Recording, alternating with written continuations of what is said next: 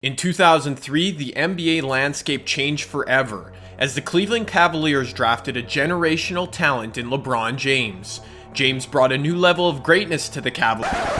Hold on. Today, LeBron, he isn't being drafted by the Cleveland Cavaliers. What's up, guys? My name is Jay, and if you're new to my channel, what is up? And if you are a current subscriber, well, today's video, it is something different than what I normally do, because today, I'm doing a what if video in the style of my boy Mike Korzemba. Shout out to Mike, by the way. He made these videos so popular and so lit that I don't know if I can replicate it, but I'm trying. Another thing you might not know about me if you're new is that I am Canadian, and I also am a huge LeBron James fan, so the idea of maybe having LeBron play on a Canadian team, that was like super intriguing to me. That's how we got to this point. That's why I'm making this video. Before we get started though, there is a few things we need to clarify, as this is a what if scenario vid. That means that this is a made up scenario, completely hypothetical. A lot of the facts in this video are based off my own opinion and knowledge of the NBA, so we might disagree when I say one team might beat another in the playoffs,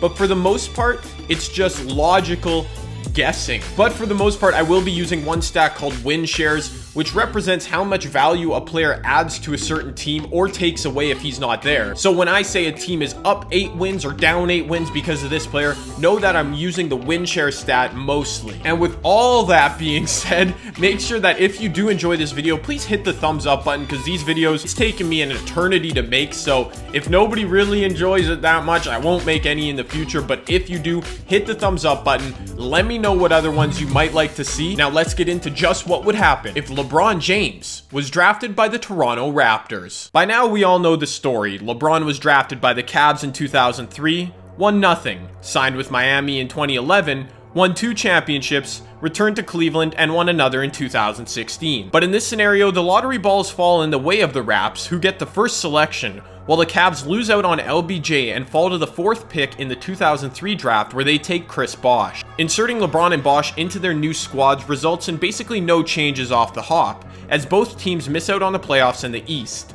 But LeBron does take a lesser role in his rookie year and sees a slight drop in production, resulting in Carmelo Anthony taking home the Rookie of the Year. What is noticeable right off the hop with LeBron in Toronto though is more people are excited about the team, meaning their attendance numbers stay incredibly strong, which helps keep a star named Vince Carter a little bit more happy. The main reason Carter demanded a trade from Toronto in 2004 was that he felt a lack of direction from the Raps management. But in this scenario, Vince approves of the drafting of a budding star in LeBron, and when the Raps add Brent Barry in the 2004 offseason to run the point, he is mentally ready for the long haul in TO. Keeping VC around all season and LeBron's continued development means the Raps improve to 46-36, good for 5th place in the East, while the Cavs drop 8 victories with Bosh instead of LBJ, and the Nets, who Carter would have been traded to, lose out on 5 games and miss the playoffs. Against a fairly weak Chicago squad, the Raps win their first round matchup but have no answer to Shaquille O'Neal's interior presence in the second round against the Heat. Enter the 2005 offseason. The Raps ink 7'3" Zydrunas Ilgauskas to complete a nice big 3 alongside VC and Braun. Meanwhile, the Cavs are able to jump up to the 7th pick in the draft and take Andrew Bynum straight out of high school. The Raps are able to take Marcin Gortat in the 2nd round, while the Nets sign Coutinho Mobley to fill their void at shooting guard. Those are the first of many changes to come, with LeBron being in Toronto, but none have a large impact in the 05-06 campaign. This was LeBron's true breakout season in real life, but his numbers are still limited a touch as Vince remains the #1 option. Along with Big Z, Bron and Vince lead the Raps to a 3rd place finish in the East, but once again come up short against the Miami Heat in round 2, as the Heat go on to win the championship over the Mavs. Up until now, we've basically just been focusing on the Raptors and the Cavs, but 2006 offseason proves to be the first ripple in the fabric of the NBA. LeBron inks a 4-year deal to stay with Toronto, but he convinces his good friends Dwayne Wade and Carmelo Anthony to ink matching 4-year deals, not Chris Bosh, and Wade and Carmelo both do that, meaning those two and LeBron are going to be free agents at the same time in 2010. The Cavs continue to draft busts like they did when LeBron was with the team, providing little help for Chris Bosh. The Raps don't sign TJ Ford like they did in real life, as Brent Barry and Jose Calderon are good enough. The 06-07 season, if you remember, ended up being LeBron's first finals run and provided arguably his greatest moment as a pro. Single coverage with Phillips on James. Working it down. 5 seconds. 4, 3. James scores with 2.2 to go. But his regular season was a step back statistically, and it lines up with Vince Carter's best statistical season, resulting in Vince winning the MVP award as the Raps finish off with a 61-21 record. Chris Bosh also has a breakout year with the Cavs, and rookie Andrew Bynum is pretty good, and the Cavs slip into the playoffs. But this does seem like the year of destiny for the Raptors, who beat the Vince Carterless Nets in round 1, the Chris Bosh Cavs in round 2, and the veteran Detroit Pistons in round 3, setting up a matchup against those San Antonio Spurs in the finals. Now, for important series that are really tough to judge, I used a site called whatifsports.com using updated rosters to simulate such series. The real-life Cavs were wiped by the Spurs in 07, mainly because they focused entirely on LeBron defensively. In this scenario, LeBron would get better shots with VC, resulting in better numbers, but as you can see by the simulation, the Spurs still win, this time in 5, meaning LeBron is still starting his career 0-1 in the finals. Coming off the finals loss, Vince Carter begins to have doubts about his future in Toronto, as the thought of finishing his career with his home state Orlando Magic is appealing. He signs a 2-year deal to remain with the Raps, while the team brings in Mo Williams to replace Brent Barry as the veteran point guard. The 07 draft remains ultimately the same, but well off the court, there is a change in ownership of the Seattle Sonics, as Francesco Aquilini, the owner of the Vancouver Canucks, purchases the franchise. Coming off the historic season for the Raps, the entire country of Canada is buzzing over their success. Although Vince Carter struggles to repeat his output, as LeBron becomes the clear leader of the Raptors and contends for the MVP. The Raps finish 3rd in the East behind the new Big Three of the Celtics and the Pistons, while the Cavs remain a middle-of-the-pack team, and the Nets, they've fallen off completely. Come playoff time, the Raptors are poised and ready, and quickly find themselves in the conference finals against those Big Three Celtics. As you can see by the simulation, the Celtics got up early in the series, but it ends in 6 games in favor of the Raptors. Enter the much anticipated LeBron James-Kobe Bryant duel in the NBA Finals. In real life, 2009 seemed like the time these two players would meet, but in this scenario, it's 2008 on the Raptors, Kobe on the Lakers with Pau Gasol. It's gonna be a battle. Most likely due to LeBron's experience and increased development playing alongside another superstar, the Raptors are ready for the finals this season. And as you can see by the simulation, they end up sweeping the Lakers in 4 games, complete with a LeBron James game winner in Game 4. As I previously mentioned, the success of the Raptors creates basketball buzz countrywide in Canada. And with the ownership of the Sonics now in the hands of a Canadian businessman, the team does not move to Oklahoma City. Instead, the Sonics move 3 hours north to Vancouver, and David Stern makes good on his biggest regret of not allowing basketball to flourish in Vancouver. Now, I apologize to all you OKC fans, but the effect of LeBron in Toronto means there's more of an appetite for basketball north of the border, and he actually helps benefit the Canadian dollar as ticket and merchandise sales skyrocket for the Raptors. This was one of the biggest reasons that the Grizzlies left Vancouver in 2001, meaning that this is the perfect environment for a team to return home. To my home of Canada, not your guys. I'm sorry. In addition to the major change of the Thunder's new home, other changes occur in 2008. The Bucks dropped 5 extra games without Mo Williams, and as a result draft OJ Mayo at 3rd overall, and make the trade for Kevin Love instead of the Timberwolves. After many years of grooming under Vince Carter, LeBron's game is polished as he is at his absolute athletic prime, taking the first of his many MVP awards in 08-09. The trades, which saw Sean Marion swap teams twice this season, never take place, and he will sign with the Mavericks in 09, meaning the Raptors stay the same as their championship roster and end up winning 68 games in the Eastern Conference. The Cavs remain in the middle of the playoffs, while the Bucks improve with Kevin Love, and the T-Wolves, well, they get even worse. It is also worth noting that without Vince Carter, the Nets are a bottom feeder and finish 28-54. The 2009 playoffs shape up almost entirely the same as real life, as the LeBron Raps meet Dwight and the Magic in the conference finals, and according to the simulation, the results are the same.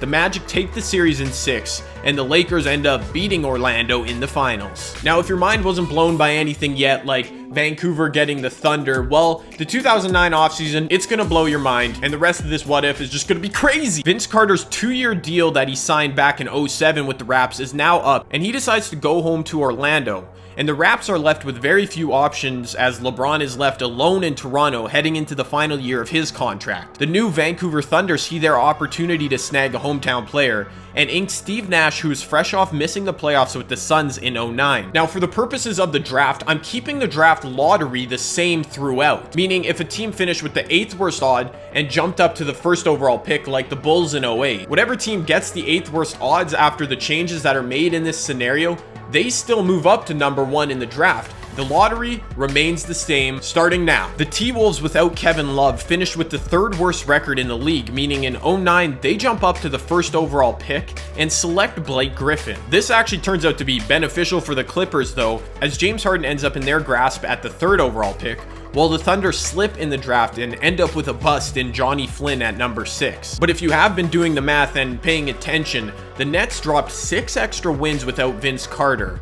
They jump ahead 4 spots in the draft, landing them with the 7th overall pick and Stephen Curry. You what? Steph Curry's on the Nets. The Charlotte Bobcats also jump ahead of 2 teams in the draft, including the Raptors, and select DeMar DeRozan. The impact of Steph on the Nets will take a few years to come to fruition as they continue to struggle.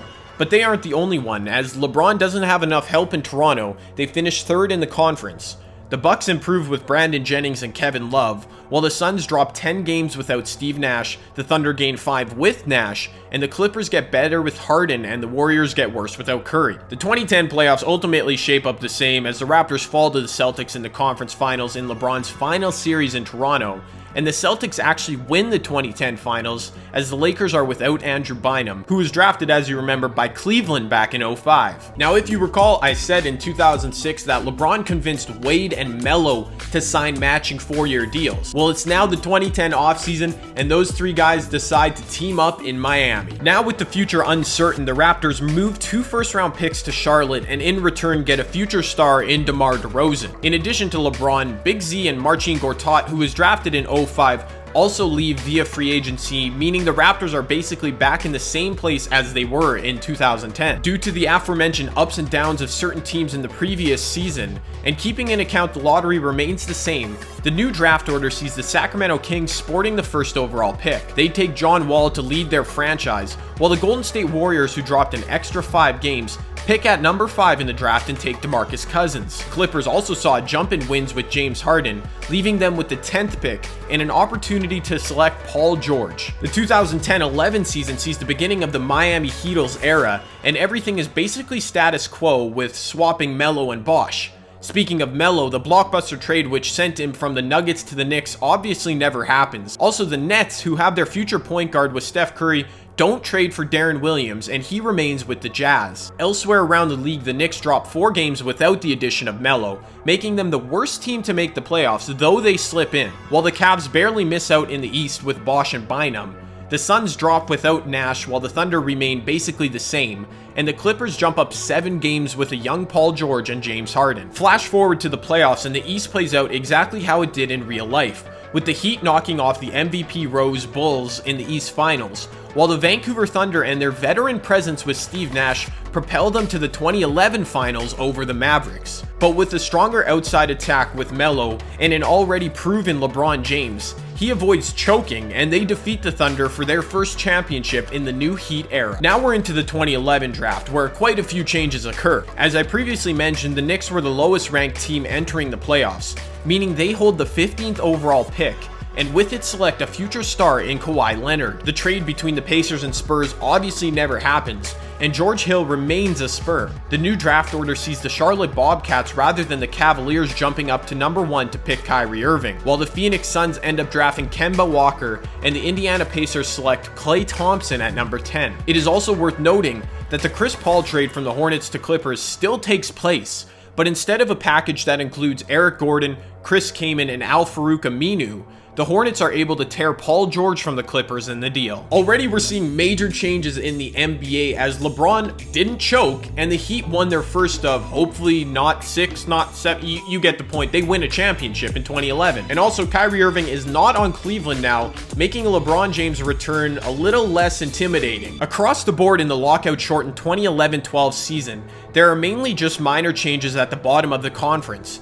Milwaukee is more of a competitive team with love. The Cavs once again just missed the playoffs, while the Nuggets slip from contention without the pieces they received from the Melo trade. At this point though, the Heat are much too powerful, especially with Carmelo, and they once again run straight through the East and topple the Vancouver Thunders in the final for the second straight year. Two major trades happened in the 2012 offseason, one which saw Dwight and Steve Nash jettisoned to the Lakers, and that still happens. The other trade being the James Harden deal, which now never happens. In the former deal, the Cavs replaced the Nuggets as the third team, as they currently hold Andrew Bynum, and they receive Andre Iguodala in return. Meanwhile, Chris Bosh, who signed a 2-year extension in 2010, opts out of his player option for a third year, and as a free agent decides to take his talents north of the border and joins the Vancouver Thunder, giving them a proven third scoring option. Once again, the Nets avoid making a large and potentially bad trade, which saw them ship their first rounder to Portland in 2012. And after losing 2 more games than they did in real life in 2012,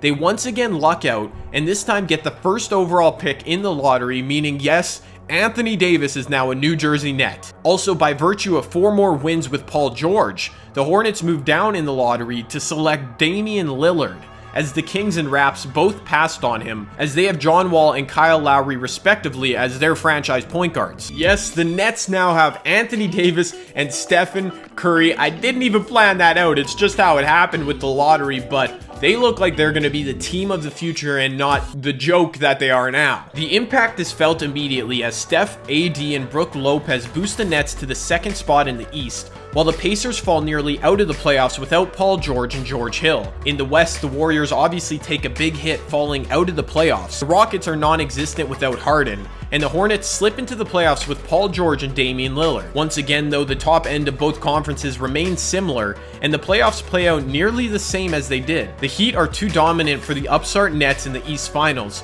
while the Spurs make it out of the West as the Thunder are without Westbrook due to his knee injury. The Spurs though prove to be no match for the Heat in the finals as they miss Kawhi's defense incredibly, giving the Heat a three-peat. The 2013 offseason is fairly uneventful as the trade which sent Iggy to Golden State now can't happen. The Nets, who are competitors, now have no need to trade for half the Celtics' aging roster. Paul Millsap re-signs with Utah to stay with the still capable Deron Williams, while Blake Griffin inks a 2-year deal to stay with the Timberwolves, who drafted him back in 2009. The draft sees only minor changes in the lottery, but the Pacers, who slipped in the standings, hold the 15th pick and are able to draft Giannis. You already know his last name. With Giannis and Clay, the Pacers still look good for the future, but slip once again in the standings in 2013-14. The Heat and Nets once again finished 1 and 2 in the conference, while the Atlanta Hawks fall from the playoffs without the addition of Millsap. You'll notice that the Raptors are basically status quo at this point. In the West, the Rockets, Blazers, and Warriors all take severe hits, while the Pelicans, Kings with John Wall and Andre Drummond, and the Jazz jump up in the standings. Flash forward to the East Finals, where the Nets and Heat meet for the second straight year.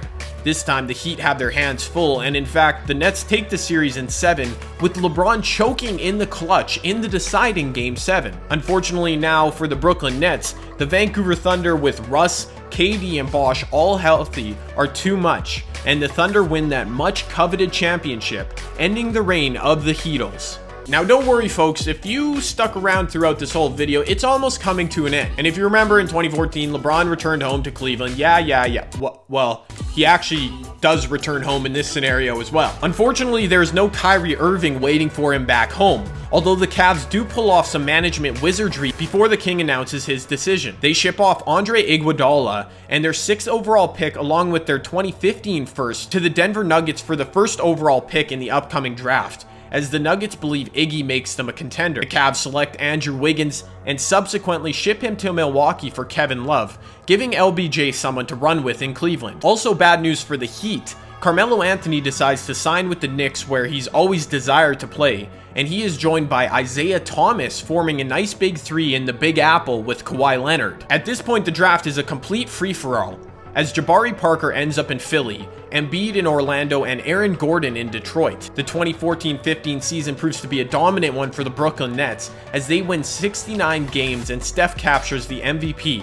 While the Atlanta Hawks drop 8 games without Millsap, the Cavs slide in the standings with no Kyrie, and the Pacers finally jump in the standings with a healthy Klay Thompson and Giannis. The Knicks also avoid a large fall-off with their new roster, while in the West the Clippers prove to be a juggernaut with Chris Paul and James Harden. Once again, a LeBron-led team plays the new-look Nets in the conference finals, but the Nets are far too much to handle, sweeping the King easily. The West provides limited resistance for the now dominant Clippers, of course with James Harden and Chris Paul, as both KD and Chris Bosh were shelved for the remainder of the season for the Thunder. Now this finals was an instant classic, as two big markets in Brooklyn and LA go back and forth, and as you can see in the simulation, the Nets came back down from 3-0 for the first time in NBA history and win the finals in 7 games. This gives AD, Steph, and co their first title, and it kills the 3-1 Warriors joke forever. The 2015 offseason is one of many free agent moves, as LaMarcus Aldridge still signs with the Spurs,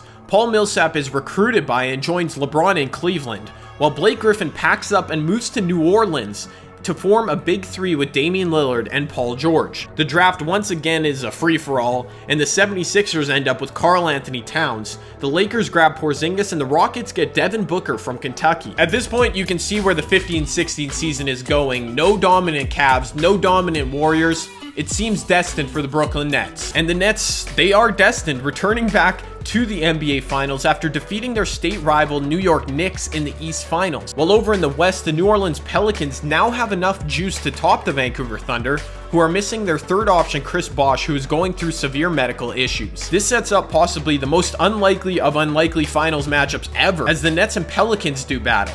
While both teams have the horses to make an impact, it is the experience and depth of the Nets, who even have Enes Kanter off the bench, and the Nets win easily in 5 games. Whew, that was fun. In case you dozed off for the past however many minutes, let me hit you with a quick summary. LeBron James brought 1 title to Toronto and made a huge difference in a second team returning to the great country of Canada. He still returned home to Cleveland, this time with 4 championships under his belt. But the roster is nowhere near the level it is today without Kyrie. Steph Curry, AD, and Brook Lopez are an unstoppable big three with 2 chips already, while the new Pelicans big three is a serious contender. James Harden and Chris Paul have boosted the Clippers, while no Kawhi means no title hopes for the Spurs. KD still leaves Russ in the Thunder, but Vancouver has less pieces than even current OKC, meaning Russ might just average a 40-point triple-double. DeMarcus and Draymond keep the Warriors afloat and in the playoffs, while the Knicks with Kawhi, Isaiah Thomas, and Melo are a curious big three. The 76ers are the new T-Wolves, as they boast Kat and Jabari Parker, making them the top young studded team in the association. The Pacers are also knocking at the door with Klay and Giannis, but they probably need one more piece to compete. So as you can tell, the Raps getting LeBron in 03 in the draft, it changed a lot. Toronto actually won a championship, Vancouver got another NBA team, and the Brooklyn Nets are good. They're good. As I mentioned off the top though, this what if scenario was a complete hypothetical made up situation based on stats and stuff, but don't take anything too seriously. With that being said, I will appreciate any comment you guys have based on the madness you just all witnessed. And like I mentioned, this video took an eternity to make, so if you want to see more of these types, slap the thumbs up button. Seriously, so I know people enjoy it, hit the button. And as always, do not forget to subscribe if you're new for possibly more NBA what ifs and other content y'all will enjoy. I'm out till next time, guys. Peace.